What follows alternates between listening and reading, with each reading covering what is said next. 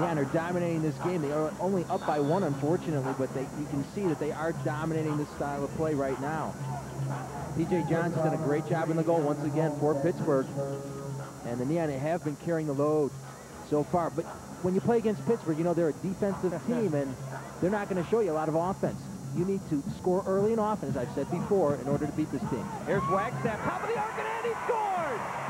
Andy Wagstaff has his first. They call him Toddy and call him goal scorer now. Oh, look at Andy Chapman hugging there. He's Andy's favorite guy. Andy and Andy right there. Tremendous play by Chapman. He's been hoping and praying for an opportunity all season. The ball will pop out. He will sense it right there. He did not hesitate. Hits it low and hard on the carpet, far into the corner. Andy Chapman, first goal as a Neon as a professional soccer player out of Oakland University. Detroit 3, Pittsburgh 1.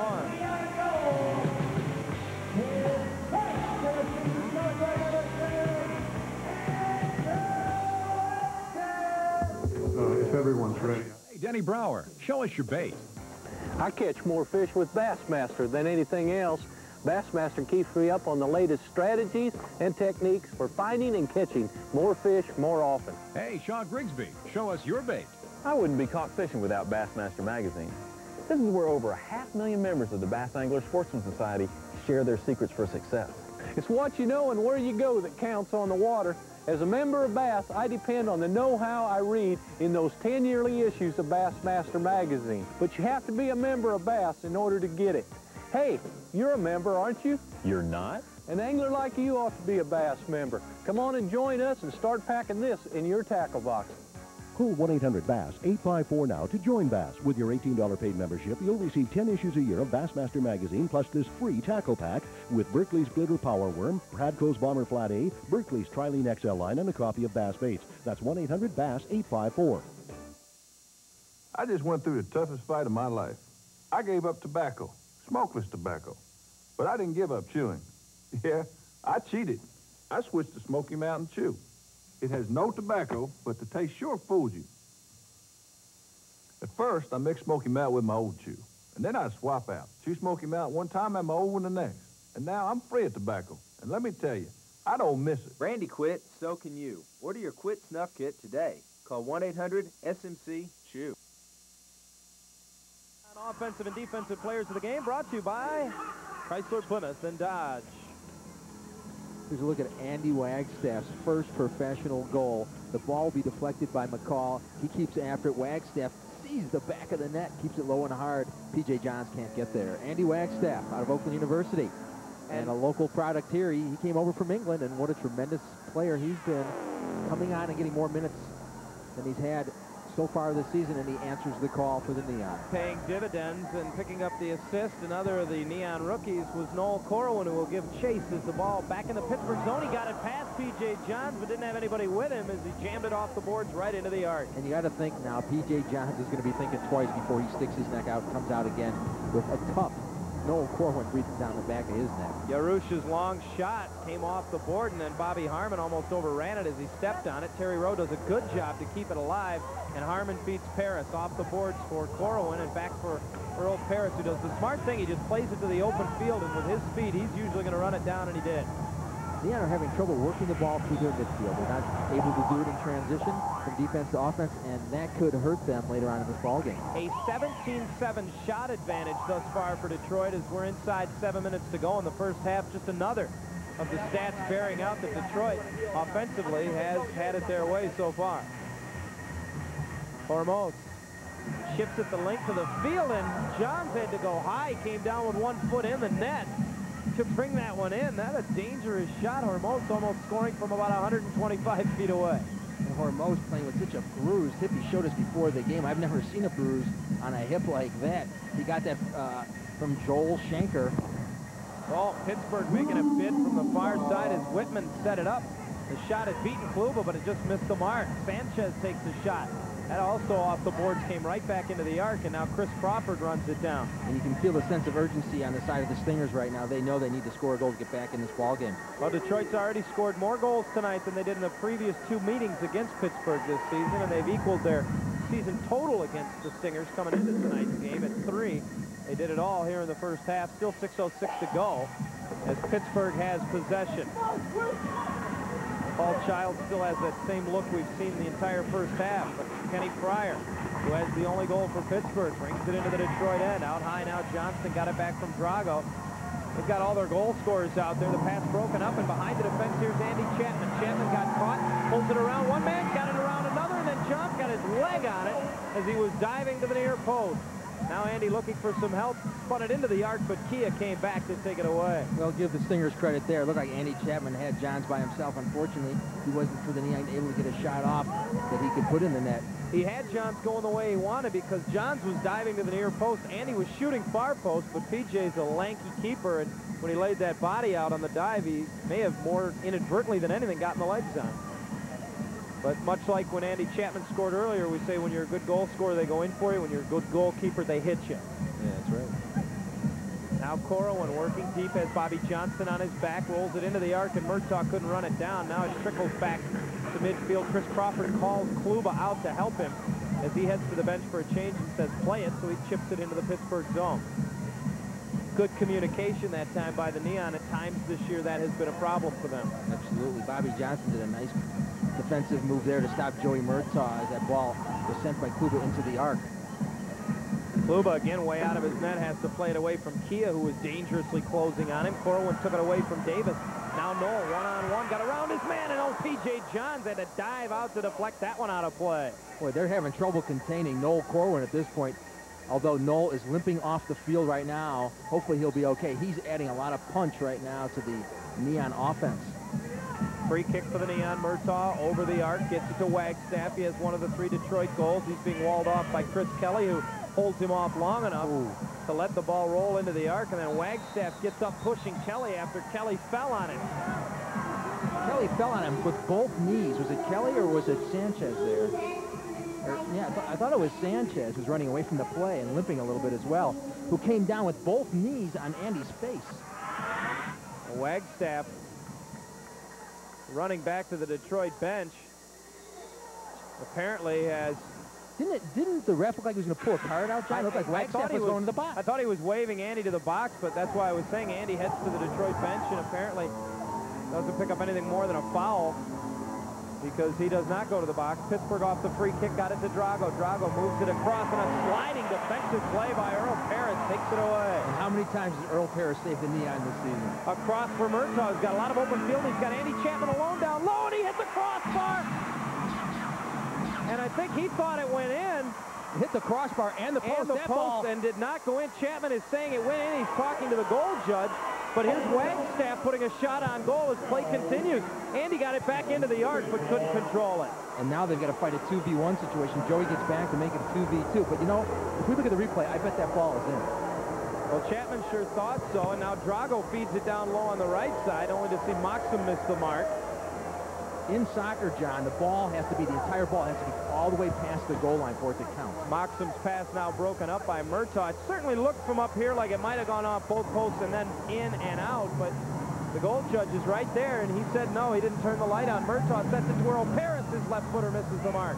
Chapman trying to bicycle kick it, got it into the arc, and gets called for a foul. And Andy's still disputing the no-goal call. Well, Andy gets called for a high kick there, which is sort of unusual because he had the defender totally at the back of him. See if we can pick up anything on a second look on Chapman's alleged goal. Very hard to tell from that angle. Like I said, I still think the ball was in. Well, the 3 of the Neon players were running around celebrating as if they thought it was in, and that almost cost Detroit as Pittsburgh came back quickly and almost cashed in on an opportunity. The Neon fortunate in that regard that they kept it out of their net in what would have been a 2-goal turnaround. Well, and the Stingers are lucky this isn't a 3-goal deficit. And Kenny Pryor came flying in along the near boards, and he hit Steve McCullough at his back to him pretty hard. And again, the players having to be separated. Last year, this was nothing short of a heated rivalry between these two teams.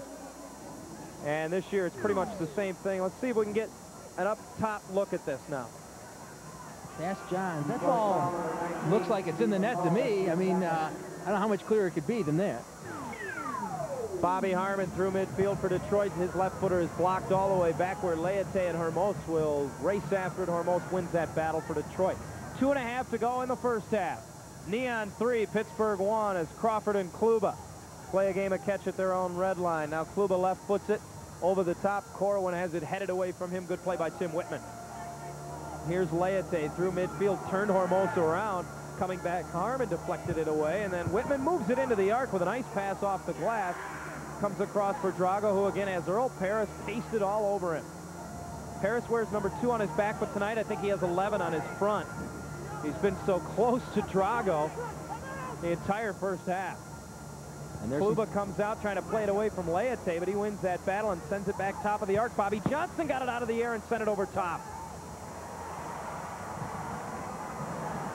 Crawford clears it, and it's sent outside the Detroit arc, and Kluba is going to be called for playing a handball outside the arc.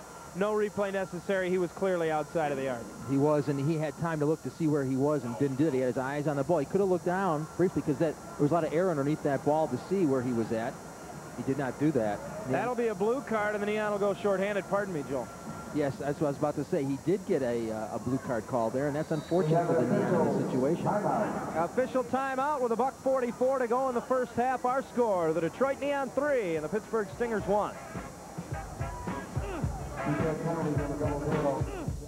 How do you top? It's an amazing feat. And of course, it's Price Pfister who engineered it. A never-before fusion of style, technology, and price. Featuring a fantastic lifetime valve that makes fail-proof faucets both possible and affordable. So fail-proof, they'll work flawlessly forever. Fail-proof, affordable, forever yours, Price Pfister. The fabulous faucet with the funny name. Something happens when you read the Wall Street Journal every business day. You start seeing opportunities where you never saw them before. See for yourself. Subscribe now to the Wall Street Journal. The Journal keeps you right at the heart of what's going on in business. Call now for the Journal and get your free guide to planning your financial future. Facts you need to start planning a secure future right now. Get 10 weeks of the Wall Street Journal for just $38 and get the guide free. Call now toll free. 800-233-2700. That's 800-233-2700. Most people don't know how insurance companies process a collision repair claim. At Simonetta ScarStar, we deal with insurance companies every day. We know how they work. For instance, no one can tell you where to have your vehicle repaired, and by law, only one estimate is required. Call Simonetta ScarStar. We will contact your insurance agent, arrange for a rental car, and take care of all the paperwork. And don't forget, we give a 5-year nationwide warranty through CarStar. Simonetta's CarStar Auto Body, where everybody goes for quality collision repair.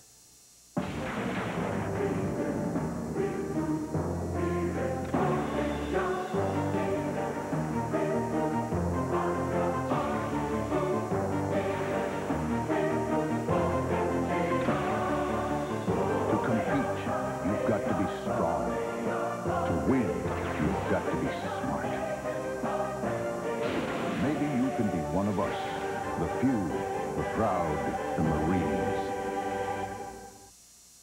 Set up by Kia, and Pittsburgh, on a mistake by John Kluba, cashes in. It's again a 1-goal game. Well, it doesn't get much easier than that. Drago standing right at the top of the arc in the middle, just touching the ball home. And I was concerned because I could see there's a gap in the middle, right there where the Neon players are not. There's 2 players on the left, 2 players on the right, and nobody in the middle. You think Drago wanted to score a goal here in Detroit for Pittsburgh? Watch his reaction if we take the replay far enough here. He's a little pumped. Well, it's funny because I happened to walk into the stadium with Drago, and he did it to admit to some butterflies in his stomach, and he knows this is going to be an emotional game, and he's an emotional guy. His 6th goal in 4 games since joining the Stingers, his 17th on the year, and he has brought his mates back to within 1. Kia will draw the helper. It is a power play goal at 13-18. And the Neon back into the Pittsburgh end. Some rough play, but play continues along the boards, and now a foul will be whistled against Jason Davis and Terry Rowe. I think telling the officials he felt there should have been some fouls before that. Well, this is... Terry should know. He knows what a foul is. Yeah, I would say. Led the league in fouls last year. This has been a loosely called game to the effect that there's been no blue cards except for the one that you have to call. And there's been some awful banging we've seen, and it's only going to get worse if you don't tighten up the range of the game, if the refs don't take better control. Rowe gives it to McCall, who left foots it off the glass over top of the net. And Harmon handling the rebound. Has it knocked away from him. The race is on up the near side. Here comes Sanchez. Sanchez trying to turn McCall around. Does, and then Kluba on his own makes the save. Jason Davis got to the rebound, but Harmon deflected that away. Well, it's a good thing Bobby Harmon was there because McCall continued on in the play and ended up jumping on top of the goalkeeper, Kluba. And Kluba and he were both sprawled on the ground, but Bobby Harmon was there to save the day.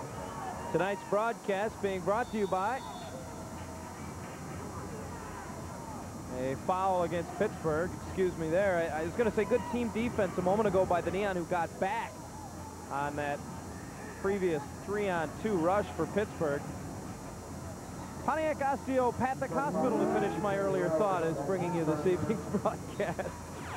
Yeah, I need to be careful here. Drago on the trigger. As Drago's free kick is blocked by Wagstaff. And at the red line now, Terry Rowe doing battle with Andy Wagstaff, and the foul goes against Detroit. Regency Cruises is the official cruise line of the CISL.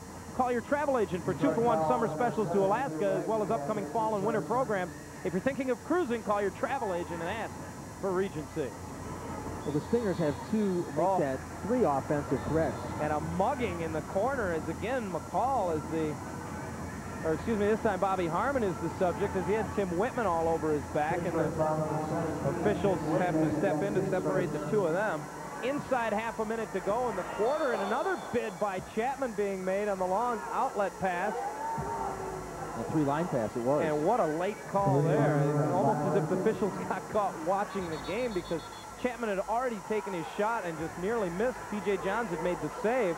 And then the whistle for the three-line violation. And now Drago with a little gamesmanship. Bobby Harmon as well would not let Drago get the ball quickly. He stopped right where Drago wanted to take a quick free kick and would let him kick the ball. Now as he puts it in play, his pass broken up by Bobby Harmon, and Chapman leads it way up the left side. The race is on. Earl Parrott's low on net, easily handled by P.J. Johns. Well, Earl may have wanted to hold that a little longer because there was still 15 seconds in the quarter. I don't know if he was aware of that. No, I don't think he was. That's a very good point. I don't think he's aware of how much time was left, because he probably would have held it, but he saw that Drago was going to cut off his angle. He wanted to see if he could get a good shot off before that. Well, the horn sounds, and the first half is complete. Detroit has had it their way. However, the Neon enjoy just a one-goal lead as they go to the break. 3-2, Detroit over Pittsburgh. It's an amazing feat. And of course, it's Price Pfister who engineered it. A never-before fusion of style, technology, and price. Featuring a fantastic lifetime valve that makes fail-proof faucets both possible and affordable. So fail-proof, they'll work flawlessly forever. Fail-proof, affordable, forever yours, Price Pfister. The fabulous faucet with the funny name. Something happens when you read the Wall Street Journal every business day. You start seeing opportunities where you never saw them before. See for yourself. Subscribe now to the Wall Street Journal. The Journal keeps you right at the heart of what's going on in business. Call now for the Journal and get your free guide to planning your financial future. Facts you need to start planning a secure future right now. Get 10 weeks of the Wall Street Journal for just $38 and get the guide free. Call now toll-free. 800-233-2700. That's 800-233-2700. Most people don't know how insurance companies process a collision repair claim. At Simonetta ScarStar, we deal with insurance companies every day. We know how they work. For instance, no one can tell you where to have your vehicle repaired, and by law, only one estimate is required. Call Simonetta ScarStar. We will contact your insurance agent, arrange for a rental car, and take care of all the paperwork. And don't forget, we give a 5-year nationwide warranty through CarStar. Simonetta's CarStar Auto Body, where everybody goes for quality collision repair.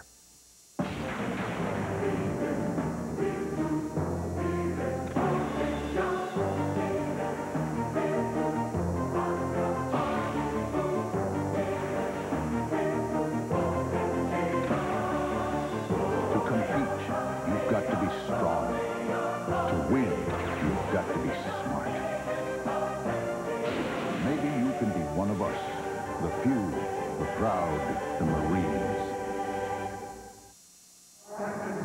3-2, the Detroit Neon enjoy the lead over the Pittsburgh Stingers at the half as we return to the Palace of Auburn Hills. John Ollers along with Joel Epstein back with you. Detroit had it all their way in the first half, Joel, and just a 3-2 lead, but they have to be pleased as a team at the way they played. They are, and you know, they're playing a very young team because of the injuries that they've suffered. but they seem to keep it together, and they got a big goal from Andy Wagstaff to take a 2-goal lead, which was then brought down by Drago's goal to just a 1-goal lead at half. Let's go downstairs. We're standing by as Detroit Neon defender Hormos, who joins us. And Hormos, I know it's got to be a little odd for you guys playing against Drago. It's kind of like practice has been all year, eh? Yeah, it's kind of rough, but he's a good friend, but now he's playing against us, and we just have to beat him. Hormos, I'm curious to see you in this ball game because I know you're suffering from a bad hip injury. Can you tell us how you're feeling? I'm sore, but we have so many other injuries that I just decided to go. I'm very sore, but I got to play because we need to win this game, and Drago is a good friend of mine, and I love to beat him.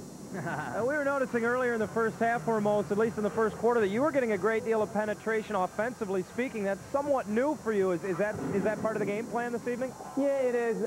I just asked Andy if I could go up a little because sometimes Drago tends to stay back, and if he stays back and I get a chance to go up, I'd love to go, and we had a couple of chances.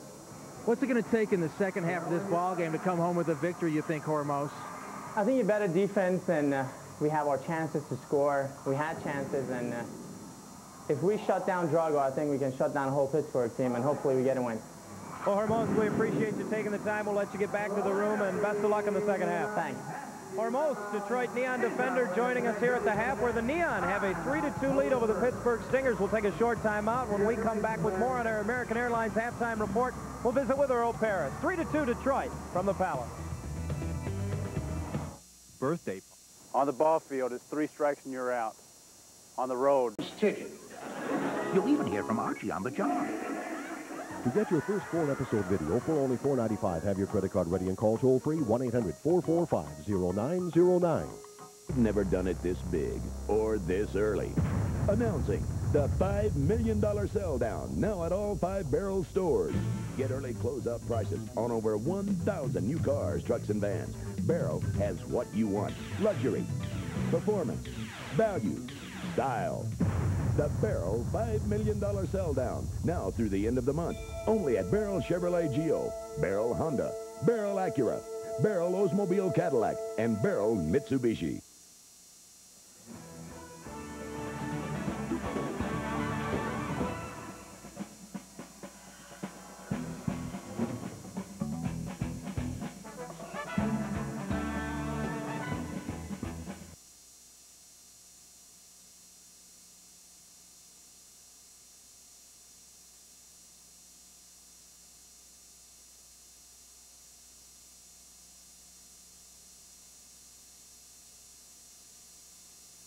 The American Airlines Halftime Report is brought to you by American Airlines. Something special in the air.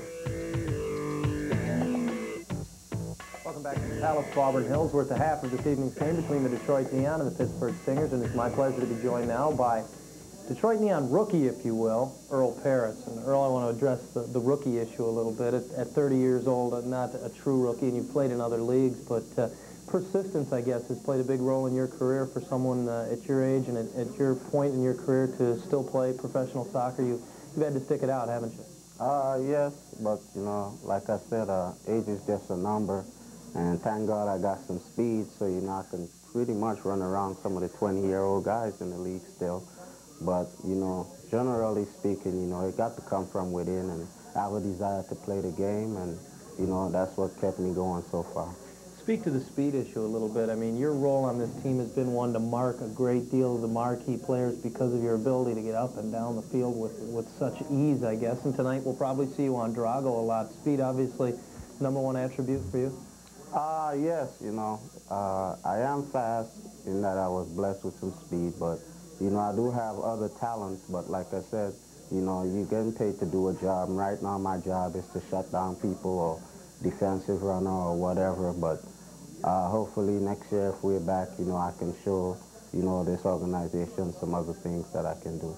Being a rookie sometimes means that you don't necessarily get all the calls, and I've noticed out there you play a very rugged style. You're not afraid to take a player on, not only defensively but physically as well, and it doesn't seem like at times you've been the recipient of a whole lot of calls. Do you feel like as a rookie in this league maybe sometimes you're a bit of a marked man?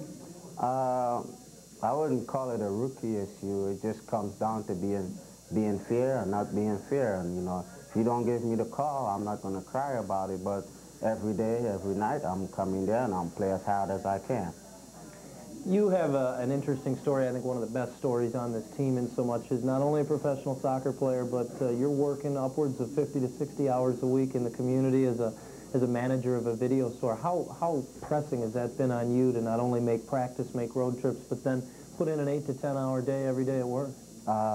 It's been rather pressing, you know, but like I said, I have a desire to play the sport. Every morning I get up, let's say about 7:30, 8 o'clock, come to practice for 2 hours, drive to work, shut up shop at about 12, midnight, get home at about 1:30, back up the next morning. But, you know, it's a job in life. I have a wife and 2 kids I got to take care of.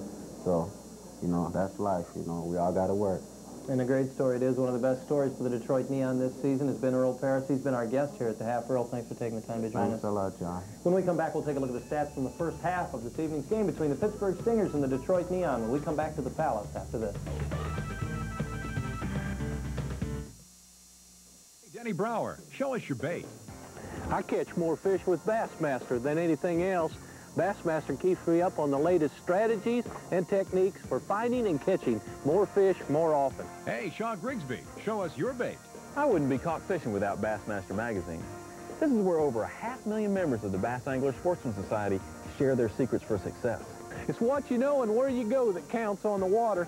As a member of Bass, I depend on the know-how I read in those 10 yearly issues of Bassmaster magazine. But you have to be a member of Bass in order to get it. Hey, you're a member, aren't you? You're not? An angler like you ought to be a Bass member. Come on and join us and start packing this in your tackle box. Call 1-800-BASS-854 now to join Bass. With your $18 paid membership, you'll receive 10 issues a year of Bassmaster magazine, plus this free tackle pack with Berkeley's Glitter Power Worm, Pradco's Bomber Flat A, Berkeley's Trilene XL line, and a copy of Bass Baits. That's 1-800-BASS-854. I just went through the toughest fight of my life. I gave up tobacco, smokeless tobacco, but I didn't give up chewing. Yeah, I cheated. I switched to Smoky Mountain Chew. It has no tobacco, but the taste sure fools you. At first, I mixed Smoky Mountain with my old chew, and then I'd swap out. Chew Smoky Mountain one time and my old one the next. And now I'm free of tobacco. And let me tell you, I don't miss it. Randy quit, so can you. Order your Quit Snuff Kit today. Call 1-800-SMC-CHEW. What it is, what it isn't. It is the arrival of the fittest, the new Toyota Tacoma. It isn't the same compact truck millions have known. It is better, better looking, with better performance. Better than Ford, Chevy, and Dodge from 0 to 60, loaded and unloaded. One more thing. It is a great time to see your Toyota dealer to get your best deal on a new Tacoma. Welcome back to the Palace, where the Detroit Neon have a 3-2 lead over the Pittsburgh Stingers. We're at the half of this evening's game. John Ehlers along with Joel Epstein back with you. The Neon have pretty much had it their way in the first half, yet only a 1-goal lead. They need to cash in on their opportunities a little bit better, but defensively it's certainly been a very strong game for them thus far. Let's take a look at our scoring summary from the second quarter of play. Detroit took a 2-0 lead into the second quarter. That lead was cut in half by Kenny Pryor at the 5:09 mark. They give František Jaruš the assist. Then Andy Wagstaff with an emotional goal at 7:03, his first as a pro from Steve McCall, put the Neon back up by 2. Then Detroit hurt by a penalty taken as goalkeeper John Kluba played the ball with his hand outside the arc, and right off the go, Kia on the free kick, setting up Drago, of all people, to put it back at 3-2. And now let's take a look at our stat rundown from the first half, and it pretty much shows us what we've already talked about, Joel, a little bit of dominance on the Detroit side. That's right. You can see the one stat that the Stingers have in their favor is the fouls. They've doubled up the Neon on their fouls. The one stat we don't see is that costly penalty on goalie John Kluba. I don't think it took more than 2 or 3 seconds for Drago, of all people, as you said before, to score the goal. Who would have thought that we'd be upset with Drago scoring a goal, but he did that against the Neon here. And you mentioned at the outset of the broadcast that one of the keys was going to be to shut him down. Obviously, it will remain a key in the second half, but I think they did a fairly good job of it in the first half an hour. They did. His only goal came off a still ball play where the middle was wide open. And when we talked to Hormos, I think he's right. If the Neon are able to shut down Drago, you know, that's why the Stingers acquired him, to create some offense for them. If they can shut him down, they will win this ball game. So far, so good. Detroit 3, Pittsburgh 2. We're back with the start of the third quarter of play when we return to the Palace of Auburn Hills.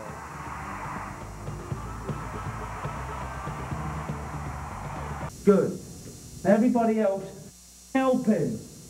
Talk to him. Because he's made some big saves.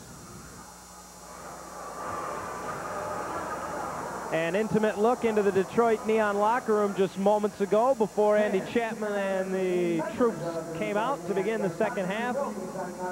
Talking about communication with goalkeeper John Kluba, amongst other things, as the Neon enjoy a 3-2 lead heading into the second half. Only problem as the clock winds down to the final 10 seconds of the intermission now, as the Neon are on the field, is they have no opponent. The Pittsburgh Stingers have yet to emerge from their locker room, and the horn signifying the end of the intermission goes off just as the Stingers begin to make their way out for the second half. Well, we got to look at the Neon locker room. You could hear Andy Chapman. I can't imagine what was going on in the Pittsburgh locker room if Andy Chapman was feeling that way. Well, Paul Child has been rather outspoken throughout this game on the bench, so you imagine he may have saved some of the best stuff he had for the locker room, the privacy of the locker room. But we talked about Detroit dominating and leading only 3-2. While that might be a concern on the Detroit side, Pittsburgh has to, despite the fact that they're down, feel rather fortunate, I would think, Joel, to be within a goal at this juncture. They're still in the ball game, and this is the Drago factor taking an effect now. Got to mark him very closely, and I know that Earl, he works all those hours, as we learned at halftime, is not feeling in tip-top shape. Yeah, he and I spoke about that before the game. He said he feels run down. Now, Joel Shanker's out of the Detroit lineup. He's been sick most of the week. Wasn't really pinpointed by the training staff as to what was keeping him out of the lineup, but you always worry with any team situation if a bug starts to go around your club. Earl said he doesn't have a fever. He doesn't feel bad. He just thinks he's run down. Well, he works all those hours. I was telling him maybe it's time to go back home to Trinidad and sit on the beach for a while and recoup. Yeah, that sounds good for you and me, but what's he going to do? Well, he's going to go down there maybe at the end of the season, but he'll have to wait because he's got to go to work probably tomorrow. While the Neon playoff hopes are long gone, they still could catch Pittsburgh for 4th place in the Eastern Division, and that has to be a motivating factor, or one of the sources of motivation that remain for the Neon as the season winds into its final 7 games beginning this evening. And a win tonight would go a long way in establishing the possibility of just that happening. These teams still meet one more time in Pittsburgh later this season, the next to the last day of the regular season. Murtaugh with an empty pass to Wagstaff in the corner, and he rifles it just inside the short side, and Crawford sent it over the top on the carom. Wagstaff with a long pass off the glass, headed towards the net by Crawford, loose in front. He goes after it as Corwin got his body on it. It's some good hustle from Chris Crawford. All he could do was put it in the crowd.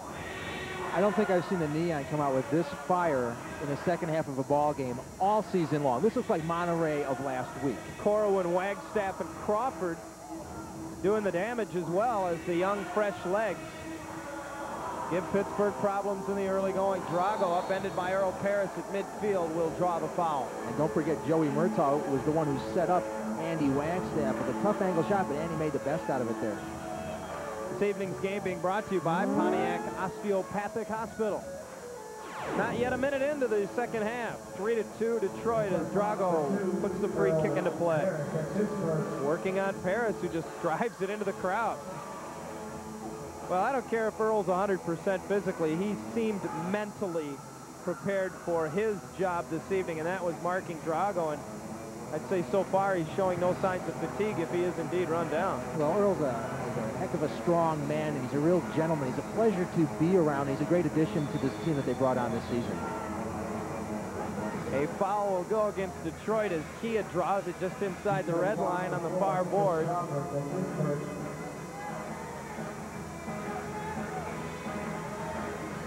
Paris will help Chris Crawford set up the wall as Kia says, I'll put it into play. Drago heads down low. Jason Davis gets it across.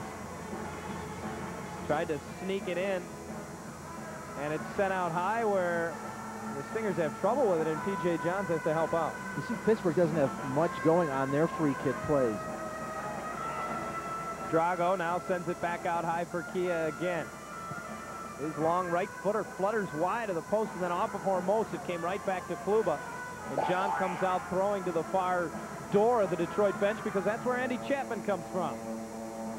Chapman unable to move it up the boards, but Wagstaff with a great effort frees it up, and then Andy behind everybody couldn't turn as P.J. Johns came out and smothered it. And Terry Rowe, it looks like he was mixed up with P.J. Johns in that situation. Of course, Andy Wagstaff was all tangled up, and P.J. wanted to get the ball out quickly and create a transition play there, but the ref blew the ball dead, and Johnson stands over it, and then now P.J. Johns. To Drago, who moves it quickly to the left side, and Leite into the Detroit zone, working on McCall. McCall got enough of him and the ball to free it up for John Kluba, scooped away on the near side. Earl Parris touches it to the center circle. There's Bobby Harmon. Down low, looking for Chapman, doing battle with Whitman in the corner. Andy gets the position, then gets run over by Moxham, who came over to help out. And David Moxham disputes the call. And then Chapman tries to put the free kick into play quickly, and he's got players all over him. It's ugly in those corners this evening, I'll tell you. They are taking no prisoners on either side. And an astute observation by you earlier that we have only seen a blue card for an automatic penalty in this game thus far, and it's getting spicy. And this is where McCall scored his goal right-footed last time. Let's see if Andy goes back to him or looks for Bobby Harmon up on top. If he goes to him, it looks like he's going to set it to the left foot this time. But he has no angle from that side unless he hooks it between the players. Or unless he moves a pass. He appeared to be trying to pass it to the front for a cutting Terry Rowe. That didn't work out, and it's sent out of play by the Stingers. 12:46 remains, third quarter, 3-2. Detroit has the lead over Pittsburgh. The Neon have never trailed in this one. They jumped out to a 2-0 lead, and the teams have seesawed back and forth since Pittsburgh got one on.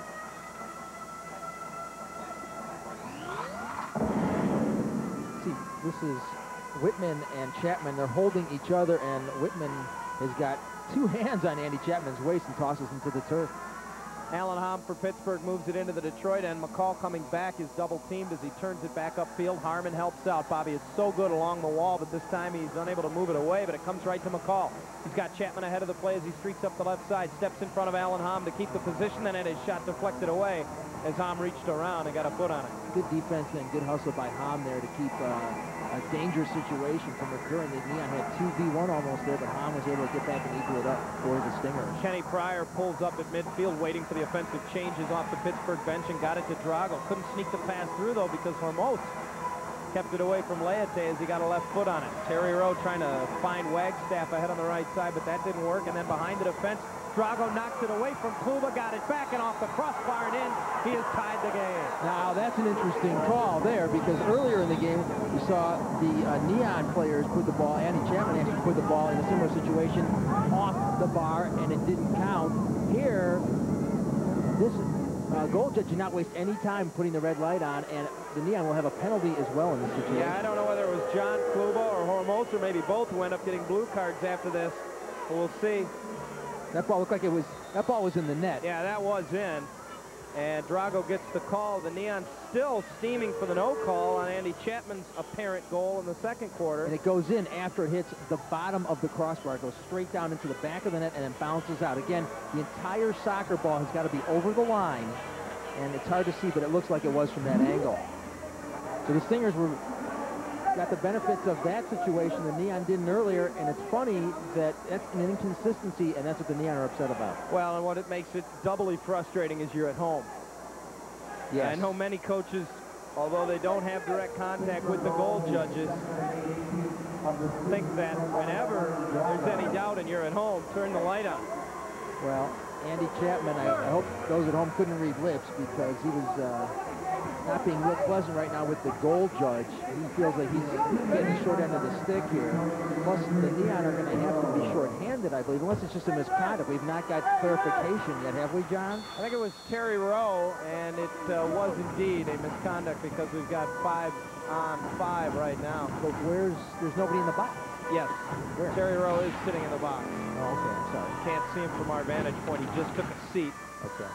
And Pittsburgh has tied it for the first time since it was scoreless. And into the Detroit zone they come. I think it was Boulder Dash, was it not? The words that Andy Chapman used there? Something quite English. In speaking to the goal judge as the ball ends up out of play off the hustle of Noel Corwin. Chapman looking to have the Pittsburgh bench concur with him, but I doubt he's, even if he gets agreement from the opponents, it won't change the fact that we've got ourselves a 3-3 tie and a foul on Detroit as the ball comes into the Neon zone. Hormos gets it, Sanchez threw it, and now Yarouche sends it to the corner for Sanchez. Definite foreign flavor to this Pittsburgh club. Long shot from the left side, blocked by the combination of Murtaugh and Corwin. And now out high, Pittsburgh will reset. And the Neon have got to pull themselves up by the bootstraps here. This is where the young guys learn how to win in a tight ball game. This is a good opportunity for them to learn that if they can pull it off here. P.J. Johns helping out as it came back into the Pittsburgh end, and now Johnston rolls it on the carpet up the near side. Sanchez trying for a foul call, turning and talking to the official, loses the ball. Hormos moves it to Earl Paris. Earl playing it up the boards and up the near side, squeezes through. Down low for Chapman, who lets it come around the boards. He has Whitman on his back. Whitman has been on Chapman's back as often as Paris has been on Drago's back, and this time Whitman called for the foul. We talked about it earlier that they know Chapman's the main guy. They're going to have to mark him very tightly, and Andy's looking to deal the ball off to some of the players who they're not watching as closely. A little too tightly that time, but Whitman comes up with it off the free kick and races ahead 2-on-1 with Drago. Moves it across to the former Neon star.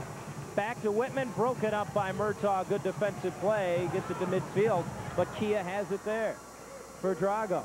Back to Kia, top of the arc. One touched it towards the net. Kluba was waiting, and he comes out throwing long down the right side, intended for Chapman, but a defensive change off the Pittsburgh bench intercepts that. What a pass that was by Drago to Kia to slip that ball in there on the slide. Kia getting his shot off, but Kluba was able to handle it. Johnston's shot right on goal, and Kluba plays it ahead. P.J. Johns steps in front of that and sends it right through Chris Crawford out of play. And luckily Chris did not trap it, did not touch it. It went out of bounds, and Neon get the ball because he missed the trap. So Dave Baker tells the troops how they want to play this one. Dave's parents are in town, I understand. They flew from Dallas to see the ball game and visit with Dave. They have seen his coaching act, if you will, in Dallas twice since he took over as the interim leader on the bench for the Neon 12 games ago. 9:35 to go. Third quarter, 3-3. Pittsburgh has the only goal of this, the second half, and they have a pair of unanswered goals since Detroit took a 3-1 lead. P.J. Johns easily scoops it up on the one hop as Harmon was trying to get it through for Andy Chapman. And if the Neon win this game or lose this game, it'll probably be because of the midfield play or lack thereof. They're not doing a lot right now in the midfield to control the ball and keep it on the ground. And that's what they need to do in the middle and attacking third of the field in order to score some goals in this ball game.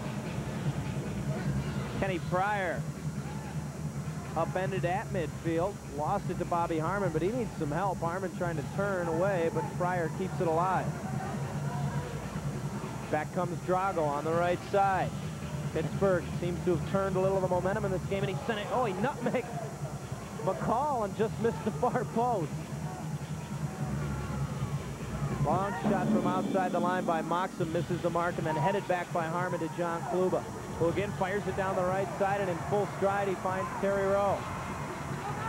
Terry Rowe now draws a lot of attention in the corner and is unable to keep control of it, and it's cleared to midfield.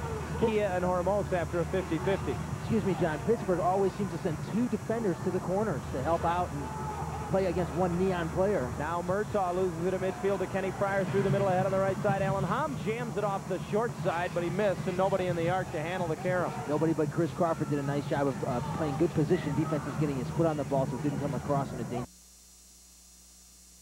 Rangers have dropped 10 straight, and Texas finds itself. Being a fan is tough when your team isn't the home team, especially when I try to find coverage of my favorite team in the local paper. I'm lucky there's even a box score. Well, if you're like me, you'll be happy to know there's one publication that'll make you feel right at home. The Sporting News.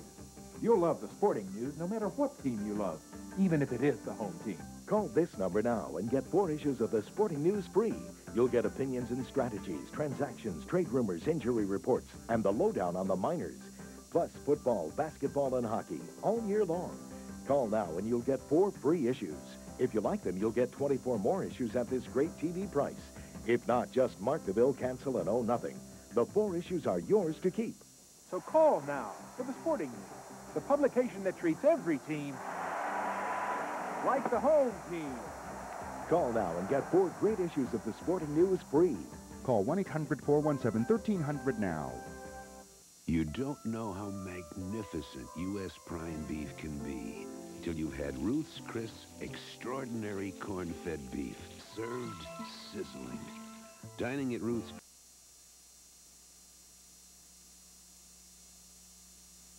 For U.S. prime beef like you've never tasted before. Only at Ruth's Chris Steakhouse, home of serious steaks.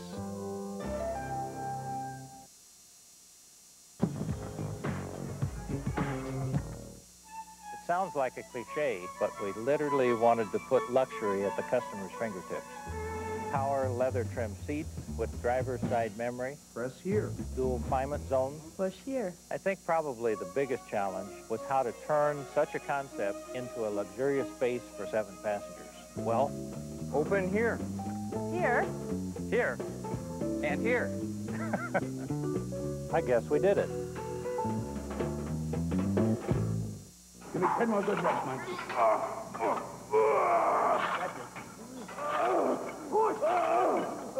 Yeah, good. No, that's not it. I'll tell you what it is. Now give me one more. One more.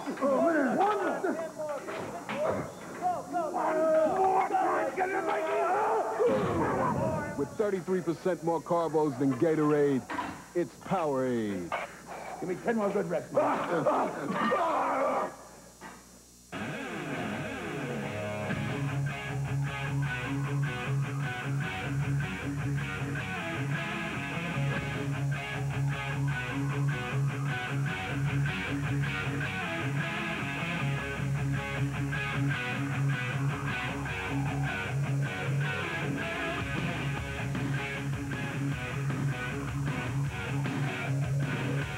Vipers season tickets with packages under $50 on sale now. Coming up on Friday from 2 to 4 at the Food Emporium at 6 Mile and Newburgh Roads in Livonia. You'll want to stop by Detroit Neon Clinic, sponsored by Keebler and Food Emporium. And then on Saturday, September 23rd, from 1 to 3, the clinic will be at Macomb Mall in Roseville, sponsored by the Macomb Mall. For more information, call the Palace box office. And as the play begins in the Pittsburgh zone, Chris Crawford picks up the foul as a frustrated Andy Chapman looks on. The one thing the Neon have to do, Joel, more than anything, is put the goal that never was behind them. And it does not appear as if they did that after their reaction to the Drago goal earlier in this quarter. Well, I think that, you know, on the brighter side, Joey Murtaugh is going to be the key to the success of the Neon, because he's able to handle the ball so well.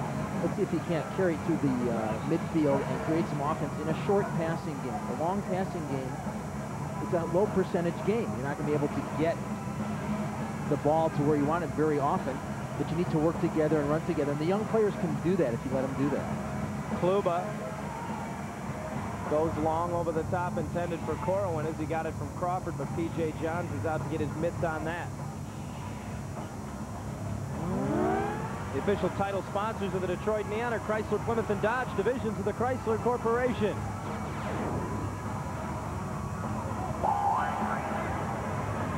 Kluba moves it long through the middle to Chapman, who got a good shot that time, but Johns made the save and then takes it out of the air to have it blocked by Yarouche. Well, he had a great opportunity. I don't think he got a great shot. I don't think Andy got his foot on it the way he wanted to, but you're not going to get any better chance than that to score a goal. Jason Davis had Drago racing to the far post, but instead he puts it high in the lower bowl of the Palace. 6:50 remaining in the third quarter, a 3-3 tie.